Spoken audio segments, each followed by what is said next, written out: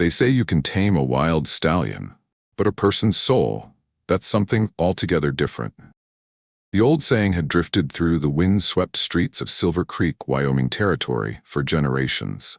Weathered ranchers would whisper it over their evening bourbon when conversations turned to headstrong folks and seemingly impossible circumstances. But on this crisp October morning in 1887, those words would become more meaningful than anyone in that remote frontier settlement could have possibly foreseen. Before we continue with this tale, I'd love to know. Drop a comment telling me where you're watching from right now.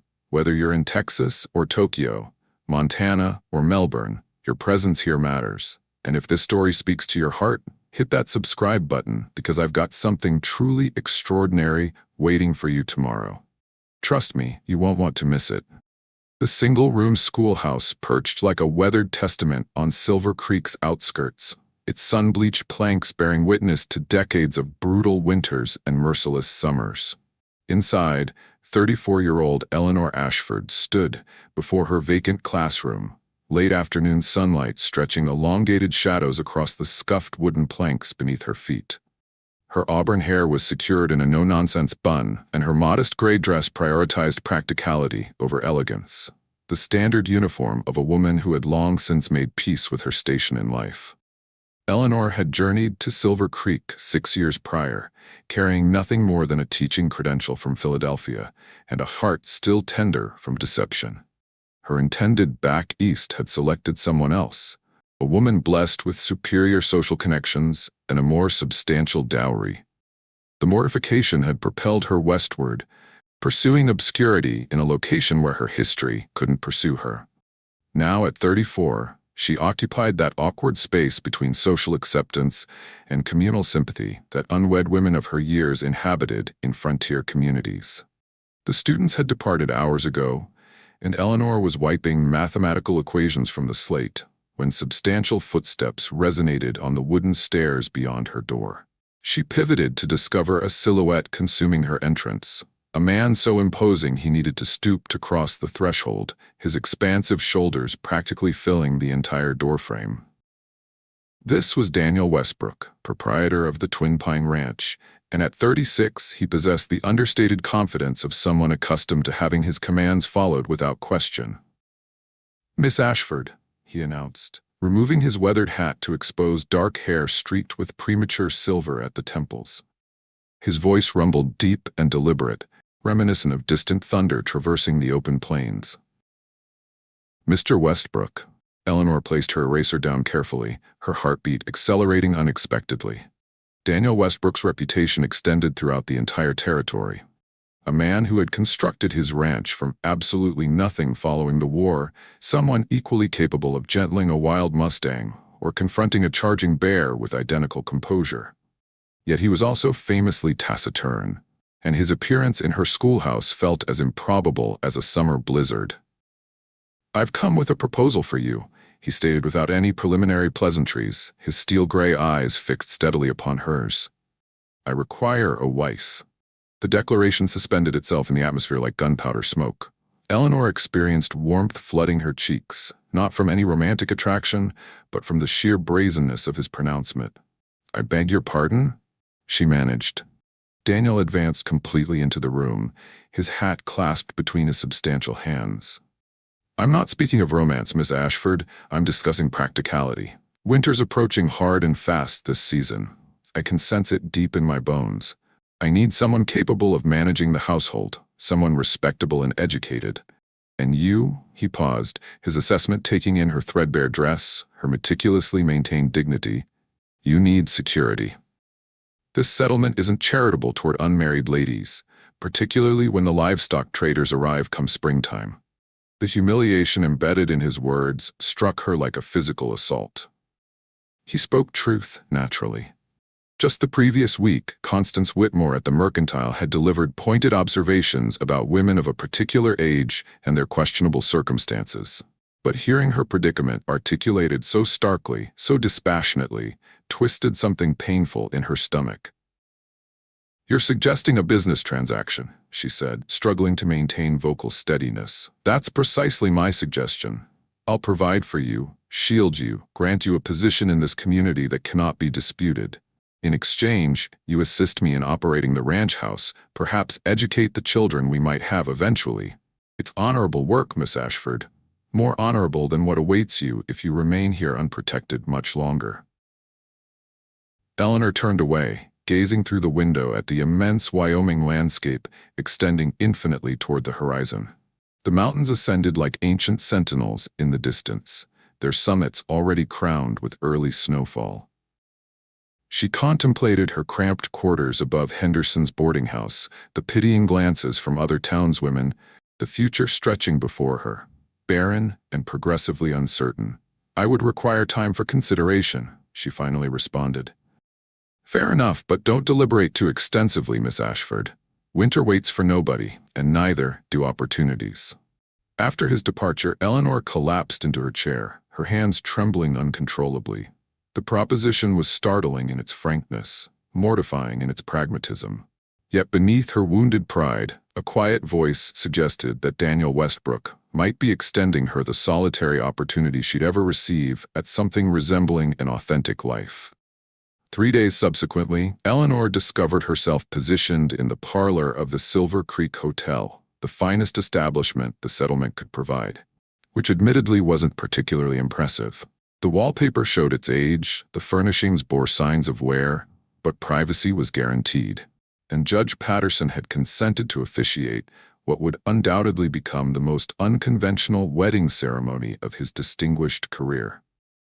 She wore her finest dress, a charcoal wool that had witnessed better days, but remained presentable.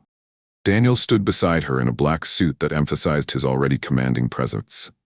Between them rested a document that had generated considerable gossip when word of its existence circulated through town: a marriage contract.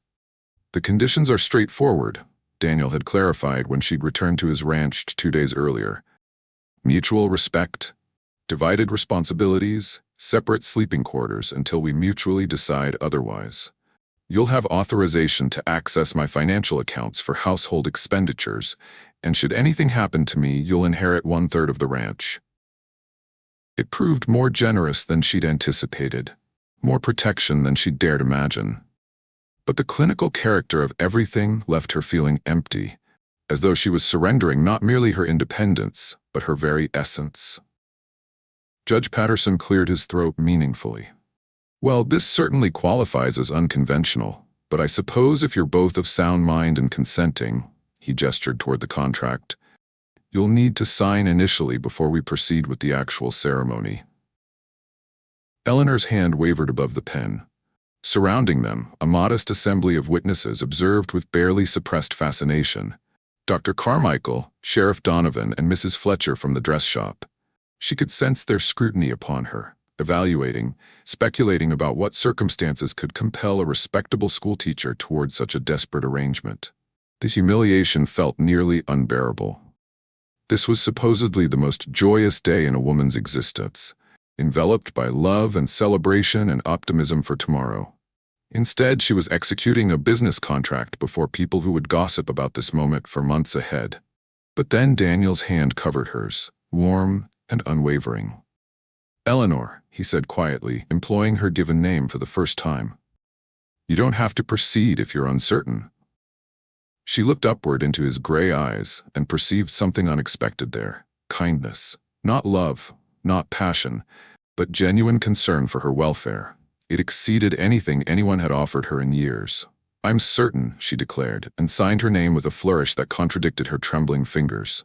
The ceremony itself proved brief and businesslike. They exchanged simple gold bands, practical items Daniel had ordered from the catalog. When Judge Patterson pronounced them husband and wife, Daniel leaned downward and brushed his lips against her cheek, a gesture so tender it nearly summoned tears to her eyes. "Welcome to the Twin Pine, Mrs. Westbrook," he said.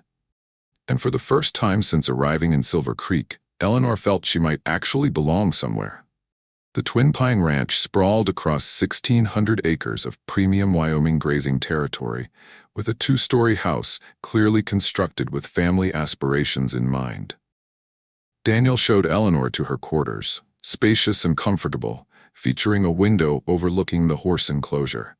Her meager possessions appeared lost in the generous space, but Daniel had already arranged for additional furniture to be transported from Cheyenne. "I recognize this isn't what most women envision," he said, standing awkwardly in the doorway, "but I want you comfortable here. This is your home now." The initial weeks felt strange, like learning to waltz with a partner whose rhythm you didn't comprehend. They navigated around each other cautiously, courteously, two strangers sharing a dwelling and a surname but little else. Daniel departed early each morning for ranch work, returning at dusk, dusty and exhausted. Eleanor immersed herself in organizing the household, preparing elaborate meals, establishing routines that provided structure to their peculiar arrangement. But gradually, small moments began constructing bridges between them. One evening, Eleanor discovered Daniel in the parlor reading by lamplight. She was surprised to observe his book was Dickens' David Copperfield. "I wouldn't have imagined you as a reader," she remarked, settling into the chair opposite him with her own volume. Daniel glanced up, almost embarrassed. "My mother insisted I receive proper education before assuming ranch responsibilities. She said a man needs to nourish his mind equally with his body." He nodded toward her book, a volume of Whitman's poetry. "And you?" "I studied literature at the teaching academy. Poetry has always been," she paused, searching for appropriate words, "a sanctuary, I suppose." That night they conversed until the fire diminished to glowing embers, sharing perspectives on literature, on the isolation of frontier existence, on dreams postponed and roads not traveled. It was the first genuine conversation Eleanor had enjoyed in months, and she found herself authentically anticipating Daniel's return from the range each day. Their partnership began assuming a natural cadence. Daniel would present her with ranch challenges, an ailing heifer, complications with water rights, disagreements with neighboring ranchers, and Eleanor would offer thoughtful counsel, her educated perspective providing solutions he might not have considered independently. In return, she found herself feeling valuable in ways she never had as merely a schoolteacher. Her opinions respected and her contributions significant. If you're still with me, I want you to pause for just a moment and think about the power of unexpected connections. Sometimes the most extraordinary relationships begin in the most ordinary ways. Make sure you're subscribed, because the journey we're on together is just getting started. And I promise you, what's coming next will absolutely move you. One morning in early December, as the first substantial snow began descending, Daniel surprised her by appearing in the kitchen with a coffee cup already prepared, precisely how she preferred it. "Thought you might appreciate not having to brew the first pot," he said, his typical morning gruffness softened by something that might have been affection. It was such a modest gesture, but it communicated attention, care, evidence that someone had noticed her preferences and wanted to ease her morning slightly. Eleanor felt something fracture open in her chest. Not love, not yet, but its possibility. "You've demonstrated the strength," she said quietly, accepting the coffee cup. Their fingers brushed, and neither withdrew. The warmth of his touch sent electricity coursing up her arm, and she found herself gazing directly into his gray eyes, really seeing him for the first time. "Now show me the heart." The words emerged softer than intended, almost breathless, and she realized she wasn't discussing ranch matters anymore. Daniel's pupils dilated, and he stepped closer, so near she could detect the leather and sagebrush scent of him, could observe the tiny scar above his left eyebrow she'd never noticed previously. "Eleanor," he said, her name rough on his lips like a desperate prayer. For a heartbeat, the world contracted to just this. The space between them, the coffee cup forgotten in her hands, the way he was regarding her like she was the answer to a question he'd been terrified to ask. "Daniel," she whispered, and it was permission and invitation simultaneously. His free hand rose to cup her face, thumb brushing across her cheekbone with such tenderness it made her breath catch. "I never expected," he started, then shook his head. "This wasn't supposed to happen. What wasn't supposed to happen?" But she knew. They both knew. This, his voice, was barely above a whisper. "Wanting you, needing you, not just as a wife or a partner, but—" He leaned his forehead against hers, and she could feel his breath against her lips. "God help me, Eleanor, but I'm falling in love with my own wife." The confession hung in the air between them, raw and honest and terrifying. Eleanor's heart hammered against her ribs as she realized the truth she'd been concealing from herself. "Then catch me," she breathed, "because I'm already falling." When he kissed her, it was nothing resembling the polite peck at their wedding.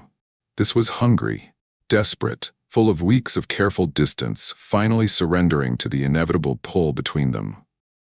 The coffee cup slipped from her fingers, shattering on the kitchen floor, but neither cared.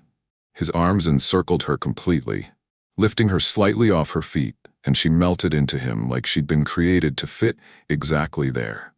When they finally separated, both breathing hard, Daniel rested his forehead against hers again. "I should clean that up," Eleanor said weakly, glancing at the broken cup. "Later," Daniel said, his voice husky. "Right now, I want to show you exactly what kind of heart I'm capable of sharing." The promise in his eyes made her knees weak, and for the first time since their wedding, Eleanor truly felt like a bride. Winter had settled over the twin pine with unusual ferocity, but inside the ranch house, warmth had begun blooming in ways Eleanor had never expected. She and Daniel had fallen into comfortable routines, shared meals, evening conversations by the fire, small gestures of consideration that spoke of growing affection. She caught herself watching for his return each day, and he had taken to bringing her small gifts from his trips to town. A book of poems, a bolt of emerald fabric that matched her eyes, a jar of preserves from the mercantile. But their peaceful existence shattered on a bitter March morning when Silas Blackthorne arrived at their door. Blackthorne owned the largest spread in the territory, a man who had built his empire through cunning, intimidation, and a flexible relationship with the law. Tall and lean, with cold blue eyes and a silver beard, he carried himself with the arrogance of someone accustomed to getting his way. Behind him rode 4 of his men, all armed, all watching the ranch house with predatory interest. "Westbrook," Blackthorne said without dismounting, "we need to talk." Daniel stepped onto the front porch, Eleanor beside him. She could feel the tension radiating from her husband's body like heat from a forge. "Say your piece, Blackthorne." The older man smiled, but there was no warmth in it. "I've come across some interesting documents in my father's papers. Seems there's been a mistake about property lines. That eastern pasture you're so fond of, the one where you graze your best breeding stock, it actually belongs to me." Eleanor felt Daniel's entire body go rigid. The eastern pasture wasn't just valuable grazing land. It was where Daniel's father had died 11 years ago in what everyone assumed was a riding accident. Daniel had never spoken of it directly, but she knew he rode out there every Sunday, standing for long minutes in silent communion with his father's memory. "That's impossible," Daniel said, his voice deadly calm. "My father bought that land legitimately in 1876. I have the deed." "Oh, I'm sure you have a deed," Blackthorne replied, pulling a rolled document from his saddlebag. "But this one predates yours by 7 months. My father purchased that land from the territorial government before your father ever set foot on it." Daniel studied the document, and Eleanor watched his face grow pale. As a teacher, she had developed a keen eye for handwriting, for the subtle signs of forgery that appeared in students' work. Something about the deed Blackthorne held made her suspicious. The ink seemed too fresh, the paper too pristine for a document supposedly more than a decade old. "I'll need time to research this," Daniel said carefully. "Of course I'm a reasonable man. You have until month's end to vacate the pasture. After that..." Blackthorne's smile turned predatory. "Well, let's hope it doesn't come to that." After they left, Daniel stood in stunned silence, the disputed deed trembling in his hands. Eleanor had never seen him look so lost, so vulnerable. "He's lying," she said firmly. "I don't know how, but that document is forged. Can you prove it?" Eleanor stared out at the eastern pasture, where Daniel's prize breeding stock grazed peacefully, unaware that their home was now in dispute. "I'm going to try." For the next week, Eleanor threw herself into research with the determination of a woman fighting for her family's survival. Because that's what the Twin Pine had become, she realized. Her family, her home, her future. She spent hours in Silver Creek's small library, examining records, comparing handwriting samples, studying the subtle differences in ink and paper that might reveal a forgery. The librarian, Mrs. Cunningham, proved unexpectedly helpful. providing access to old territorial documents and legal precedents. It was on Thursday afternoon, while examining a collection of land grants from the 1870s, that Eleanor made her discovery.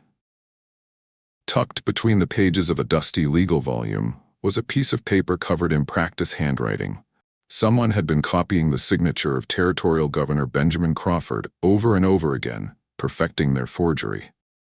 But more damning still was what she found in the margins, notes in Blackthorn's distinctive handwriting, including the phrase, "Eastern Pasture, Westbrook, problem solved."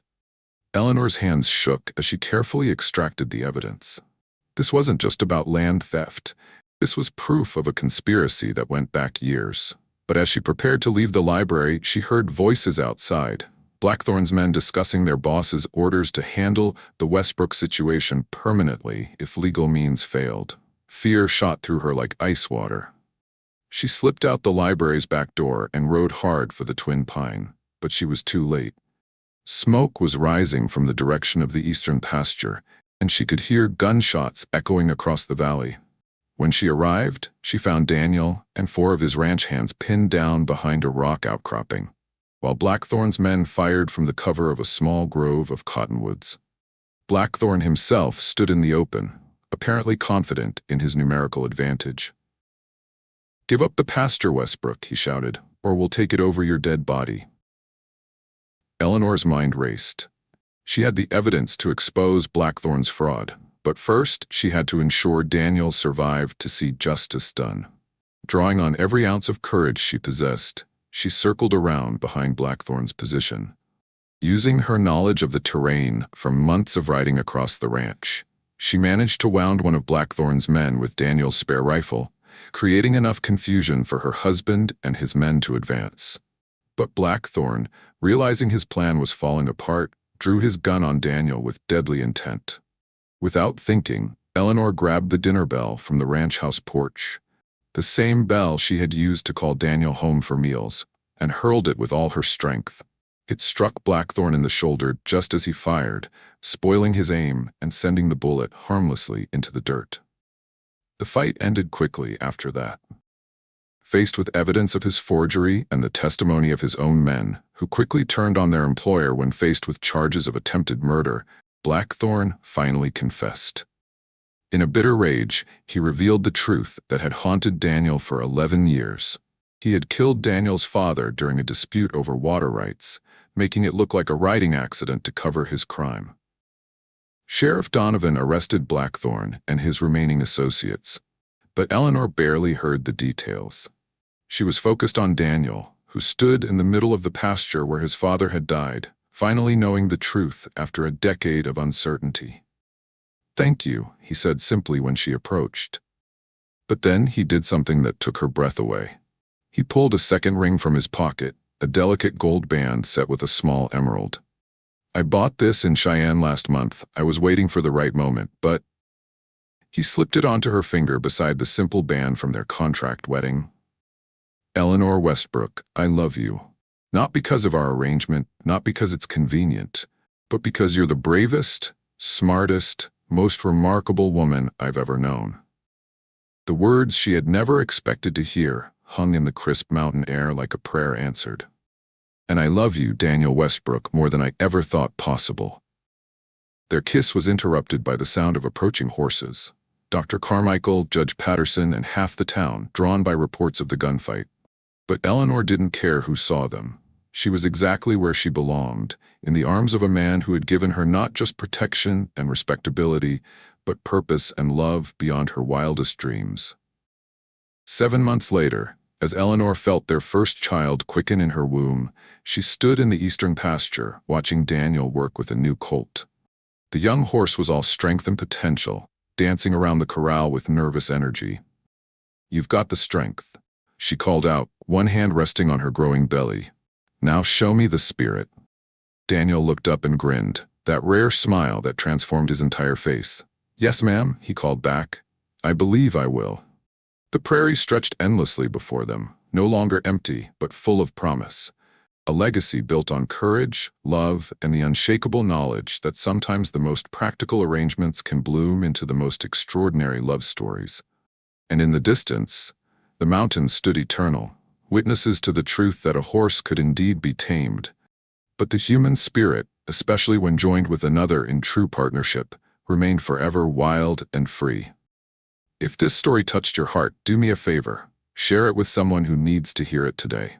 Subscribe if you haven't already, because tomorrow I have another incredible tale that will remind you why love, in all its unexpected forms, is worth believing in. Drop a comment below, telling me what you thought, and I'll see you in the next story.